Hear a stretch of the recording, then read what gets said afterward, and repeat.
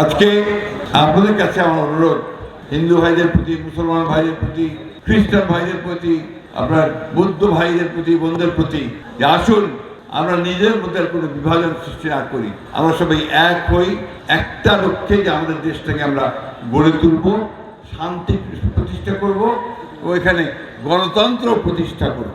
আমার ভোট আমি দিব, যাকে খুশি তাকে দিব। বলতে আমরা সনাতন ধর্মের লোকেরা হচ্ছে ওই একদিনের পব্লিক। আওয়ামী লীগের কাছে আমরা ওই একদিনই ব্যবহৃত হই, সেটা হচ্ছে ভোটের দিন। ভোটের দিন আমাকে লাগিয়ে সেইটা করে। আমি ভাই ওই কথাও বলতে চাই না। আমি বলি যে আমরা সবাই আমরা বিভিন্ন রাজনীতি করতে পারি, কেউ আওয়ামী লীগ করতে পারে, কেউ বিএনপি করতে পারে, কেউ জামাত করতে পারে, সব করতে পারে, তাই না? কিন্তু এটা নিয়ে আমরা বিভাজন সৃষ্টি করবো কেন?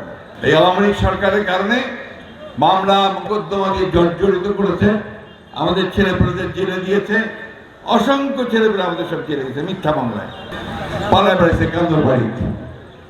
ওই অবস্থা আমরা আর চাই না। আমরা যেটা চাচ্ছি যে একটা নির্বাচন যারা হয় তাড়াতাড়ি, নির্বাচনটা হলে আমরা ভোট দিয়ে এনে একটা সরকার গঠন করতে পারি। যে সরকারটাই গঠন হোক ওটা তো আমাদের সরকার হবে, তাই না? জনগণের সরকার হবে।